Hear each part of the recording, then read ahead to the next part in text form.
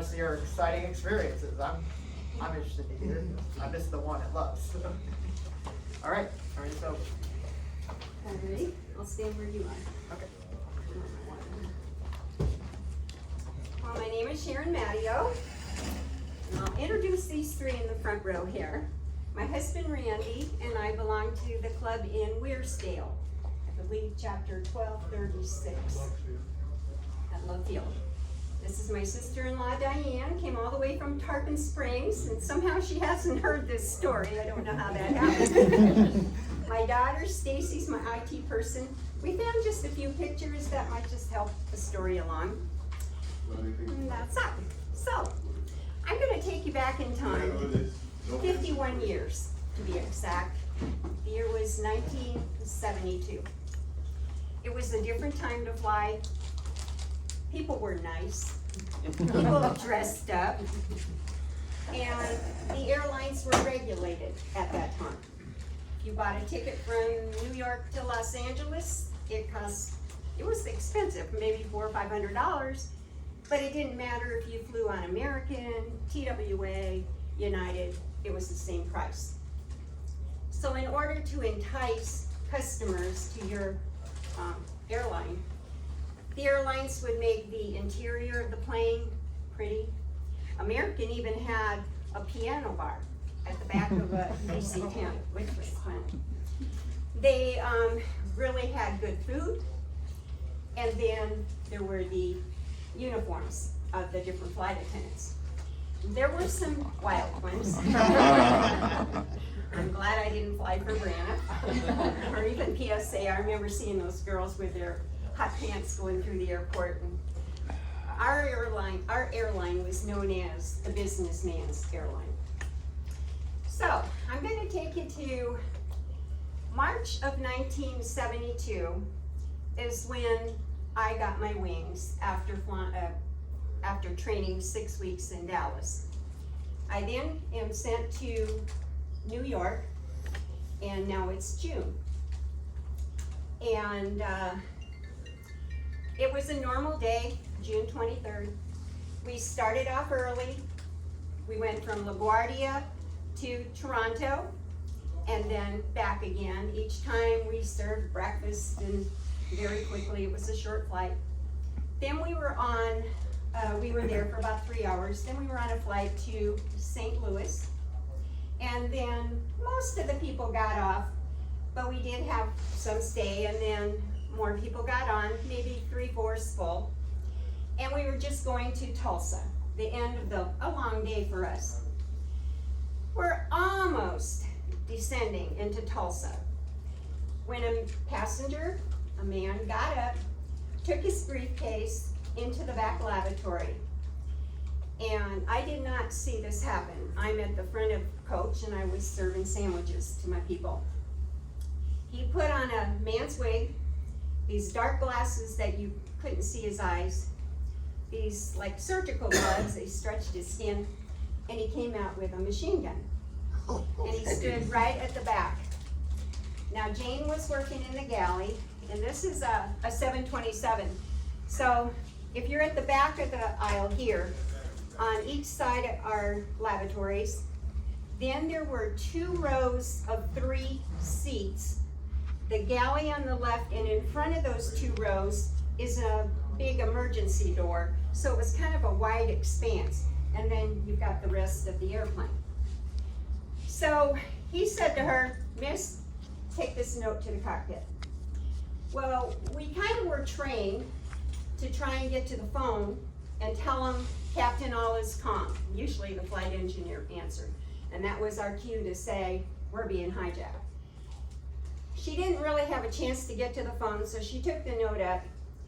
And I've just finished with my sandwiches, and I'm ready to come back down.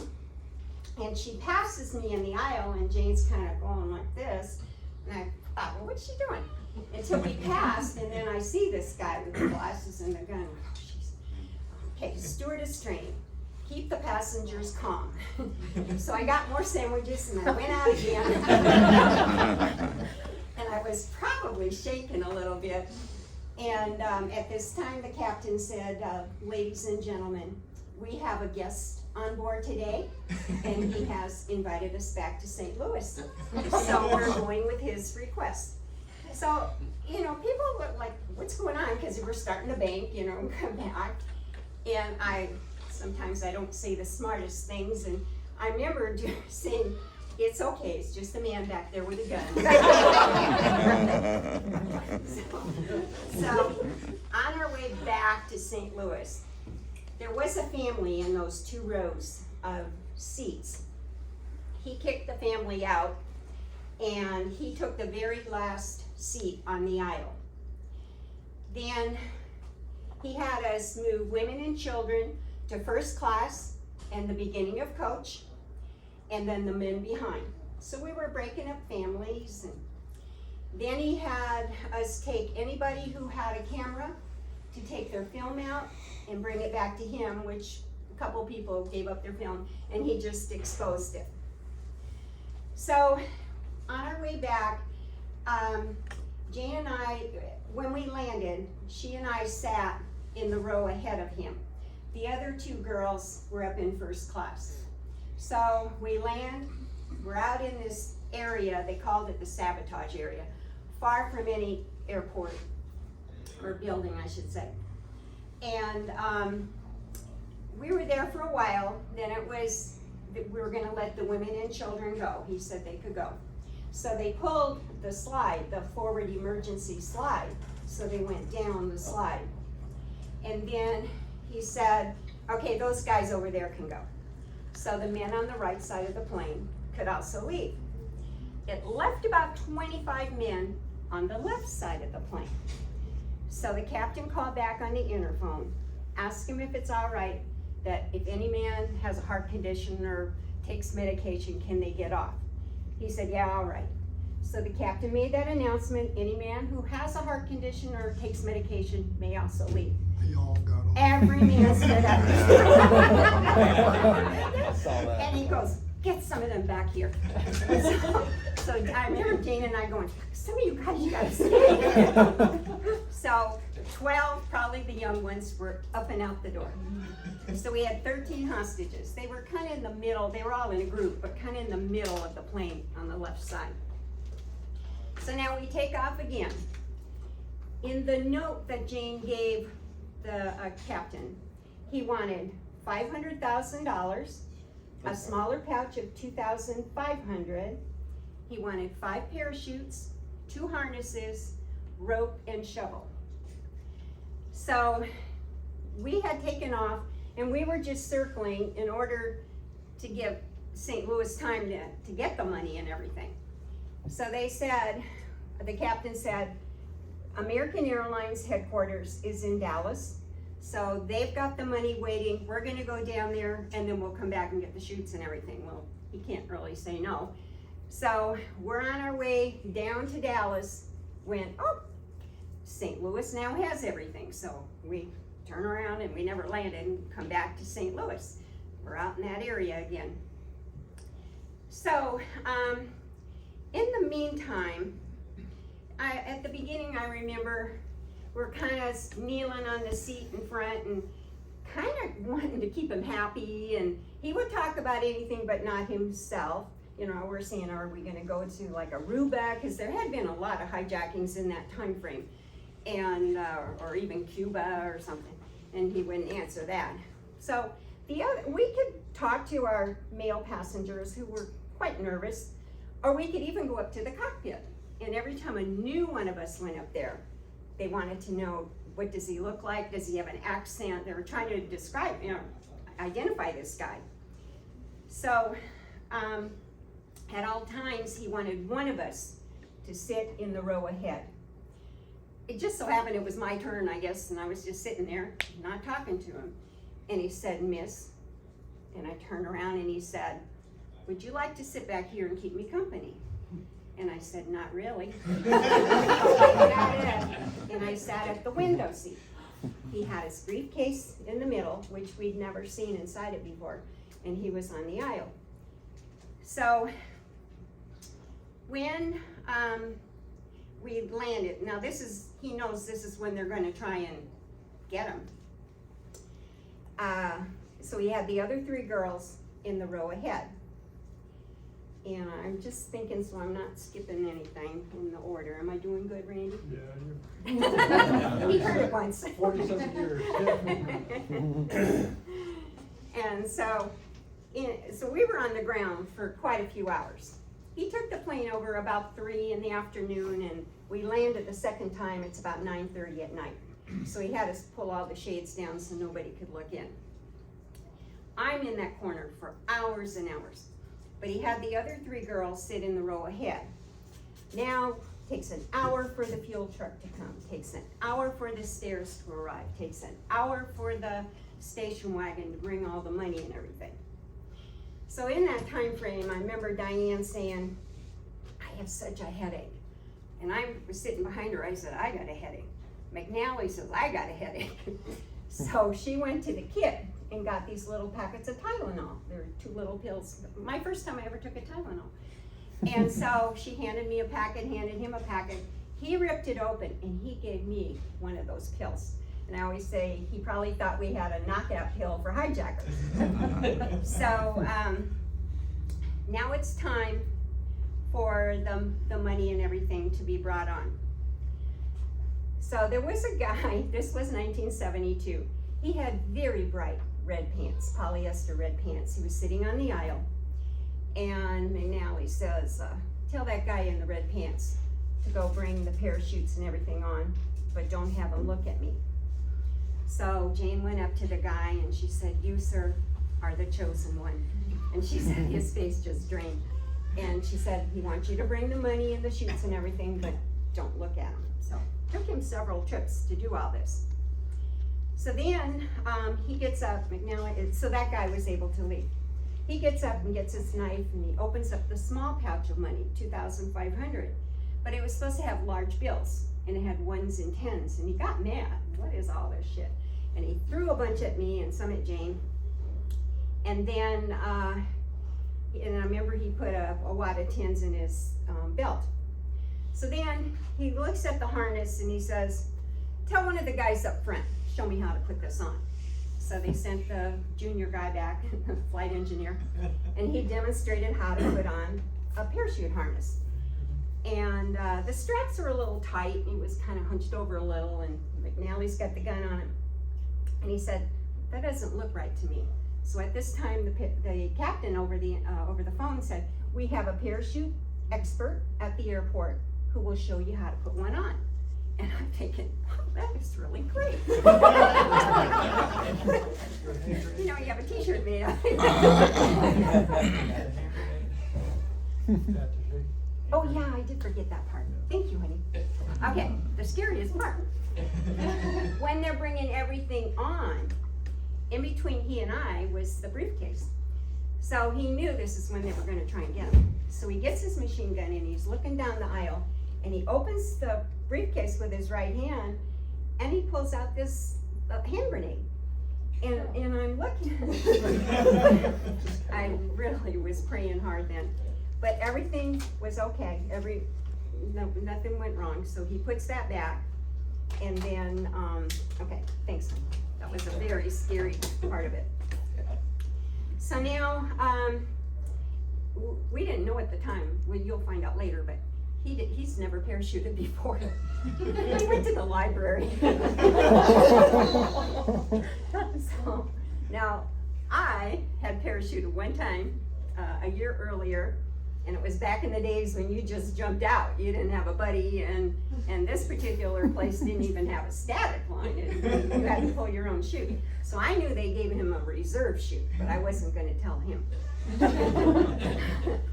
So now we've got the money in the chutes, and so this parachute expert comes on and puts on a harness, and then he says, McNally says, I want you to open that one and this one and that one. 3 out of 5 to make sure there were parachutes inside, I guess. Everything was good. So then that guy got off. Then it was time for the hostages. He only wanted to keep one hostage. And that man worked for American Airlines, and even the hijacker said, well, it was nice of him to volunteer. And so those guys got off, and then we had a new crew change. because we've been on duty this is like midnight now, and we started about 5 in the morning. So our guys went off, and a new crew came on at a 2-minute interval with their hands in the air and pant legs rolled up to the knee, and they came on, turned around, took the hat off so they didn't have a gun.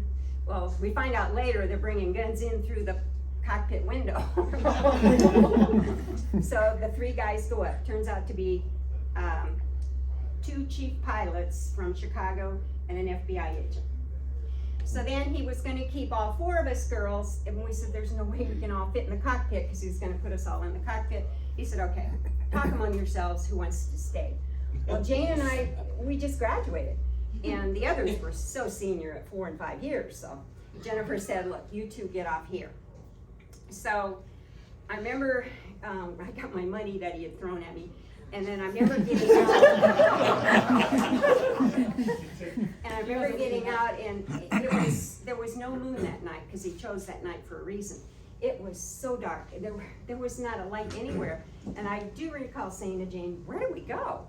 And out of the darkness comes this pickup truck, and the guy yells out, FBI, hop in. So we hop into his pickup truck, takes our money, and it was a gift. Took us to the back of the terminal. So now they put Jane in one room, and I'm in another room, and no computers in those days. So we had flip charts, eyes, a nose, a mouth. So we put together this composite that her first choice on his lips or something was my second, and my first was her second, so it was really close. They had a guy go into a room and come out, and it was like, oh my gosh, that's him. So that was circulated for a week before they got him in the news. So while we're doing this, we hear about a car running into a plane. And we said, well, what's going on? Well, because the airport was shut down due to the hijacking, it was gridlock all around the airport. So this one guy had come to pick up a relative, and he just went to a Marriott hotel bar, and he was drinking and drinking. And because it was local news, they had it on the TV, and he says, well, he said to the people around, well, I'm gonna go get that son of a gun, keep watching. So he got in his car, he rammed through 2 chain link fences, got onto the runway. Now, the tower had just given the pilot the okay to start taking off, and they said, well, wait a minute, there's this unidentified car coming your way. And he came down, David Hanley, and he hit the nose gear and then got caught under the left wing. And it's a wonder, I mean, he burst into flame. He had a convertible, well, I guess if he didn't, he does now, but, but he lived through all of this. He has no recollection of this. So, excuse me. So now they have a disabled airplane. They gotta get another one. And the girl said when that happened, the hijacker got very nervous and really agitated and upset. So they ended up putting another plane in front of the old plane. So everybody went down the back stairs of the old plane and then up the good plane. Everybody carried something. He carried the gun, but somebody had his briefcase, or someone had the money or the parachutes and all that. And I met these people at the trial. Like, there was a sharpshooter who said, I had the guy in my sight. I was squeezing the trigger when he caught a stewardess shoulder.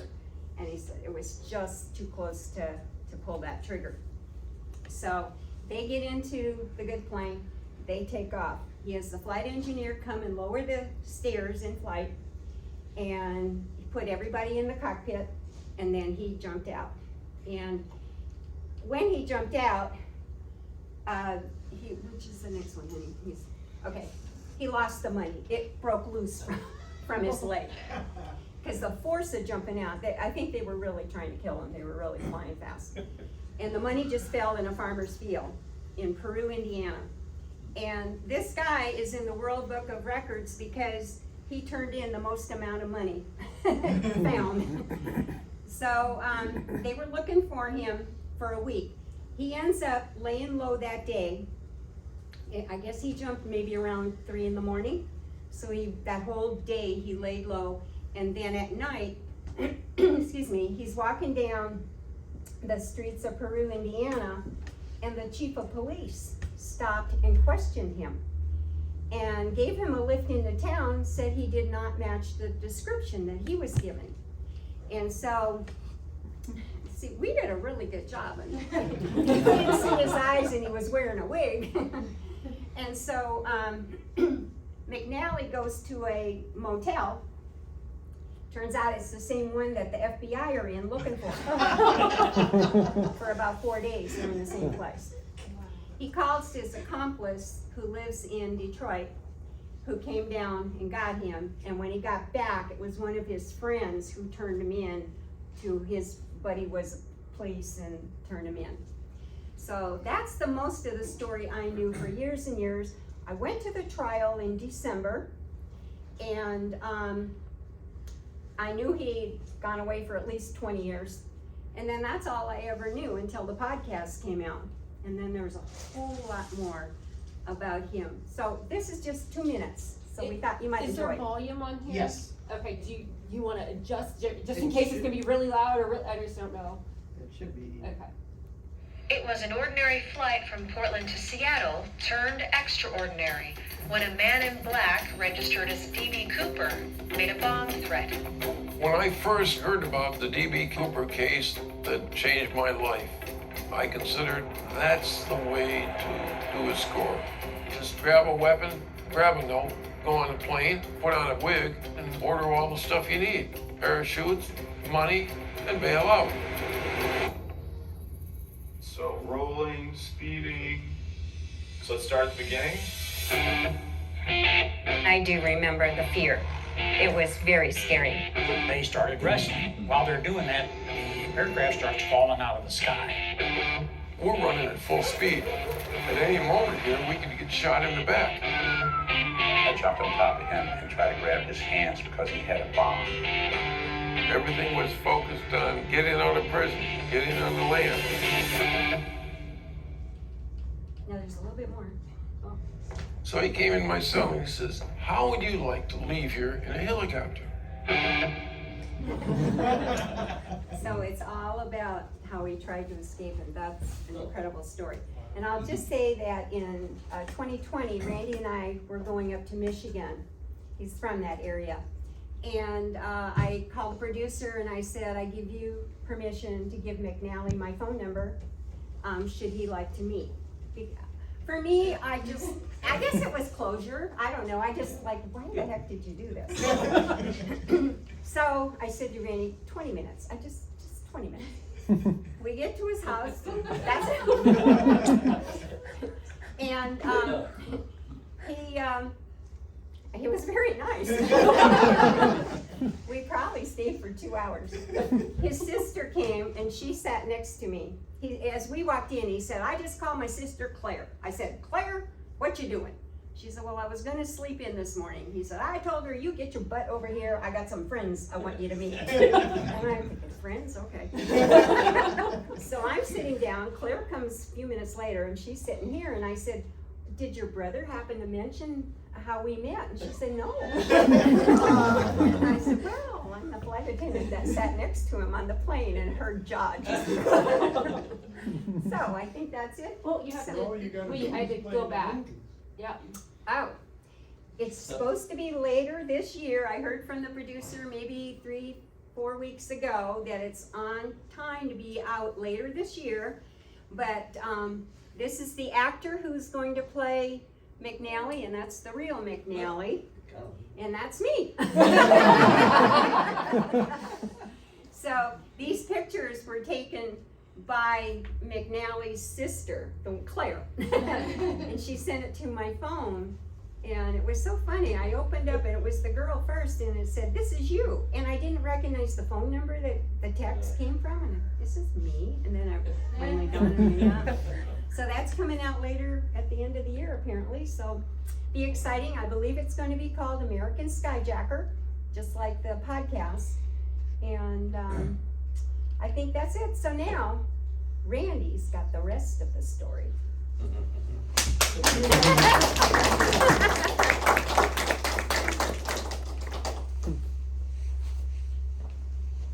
Well, I met Sharon April 4th, 1975, on a 3-hour flight from Detroit to Chicago. It was 3 hours because unusual spring storm came into O'Hare and dropped 10 inches of snow. And they put all their snow equipment away for the winter, for the summer and spring. And we circled around O'Hare for about 2 hours, waiting to land a sequence, getting in there. Other planes were heading to Cleveland and all other areas that weren't hit by this. So that's the night I met Sharon.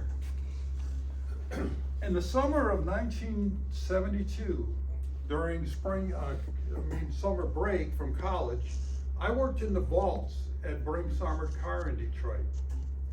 Okay, they needed guys to go in there and push the heavy coin around from cart to cart and load them on the trucks and things. So they hired college kids. The guy that was the vault manager at the time was a big gun collector. And he decided that he didn't have in his collection a grease gun, like a machine gun from World War II. So he sent off to Italy in this gun magazine for a replica of a grease gun machine gun from World War II. And he got this gun back in the mail. One of the things, as a perk we had at Brinks, they would supply the bullets, and we had a range in the basement, and you could bring in your own gun. Well, I go down there with him to see this machine gun, and he lets off, and it's .45 caliber, and it's an actual machine gun. Like this, and it surprised him that it was full automatic. And at that time, and even today, I think it's illegal to have that kind of weapon around. So the management heard about it. They said, "Get that gun off the property, get it out of here," whatever. He sells it to a guy, who sells it to another guy, who sells it to McNally. So that's the gun that I saw 3 years before I met Sharon, and that's the gun that was on her. Now, if you listen to the podcast, or you listen to I met McNally that day. And by the way, that picture that we had McNally, you saw, I had a big jacket, because I went in there with a Glock shoulder holster. I didn't know. She kept saying, "I want to meet the guy for closing." This guy's gonna come out and say, "It's all your fault. I got caught, 37 years in prison." So I said, "What are we going to see this guy?" Now we're sitting at Thanksgiving dinner, and all of a sudden her phone goes off, ding. And I said, "Who's that?" So, "Oh, that's McNally," showing me a picture of his Thanksgiving dinner. They're like pen pals now. But anyways, McNally will tell you, and he didn't want to talk to me about the gun at all. Because when he got charged for air piracy of 2 airplanes, because they had to switch planes, kidnapping, and 4 or 5 other charges that sent him away to prison for life. But he never got charged for the gun charge. And we spoke before an FBI group of retired FBI agents, and the guy came up to me later and he says, "You know why McNally's not saying that? Because there's no statute of limitations on the gun charge, and he'd go back to prison tomorrow." So I'm interested to see how they portray that in the movie. Because McNally said, "I had a 30-30 rifle, I just shot off the the barrel, and I taped a couple rounds together or clips together and made it look menacing." I said, "There's no gun like that. That's not the gun that I saw, and that's the actual gun that they found in the field." Because when he jumped out of that airplane, they had an FBI plane that was following it, because they were ready for it, because this is 6 months after D.D. Cooper. So they knew exactly, they saw him come out the plane. And when that moron jumped from the stairs, he just lost everything. And that parachute came up, it was a reserve chute, so it came up and tore his face all up. So he just laid in the field almost nude for a day and a half until he, decided to start walking in the field. But McNally, the rest of the story on the podcast is very interesting, because this guy's just a petty thief. He used to use slugs and laundromats and stuff like this, crazy stuff, until D.D. Cooper and they're sitting in a restaurant saying, that's the way to make money. I'm gonna go to the library and learn how to jump out of a 727. And then he ends up going to prison. And then all of you, some of you might have heard of that case where they tried to land a helicopter in a prison yard in Joliet in Illinois. Well, that was him. And another hijacker. And he spent 37 years in prison going around from there to Leavenworth. Then he ended up in California. And due to crowding of the prison system in California, he was released on parole, which he was never going to be released because they had him for 2 hijackings there. Then they had another hijacking when he was in prison trying to escape. So there were so many charges, and then while they were on trial for that other hijacking, they talked one of the girlfriends of the person to go hijack another plane, put flares on her, and go and say, look, you gotta release these guys, we're gonna blow up. It's just a crazy story on the podcast, and I'm interested to see the movie too, because there's so much after what Sharon was involved in the hijacking of this guy's life. It's incredible. So basically, if you have any questions for Sharon or I, we're here to take anything. All right. Okay, I You must appreciate your have attention.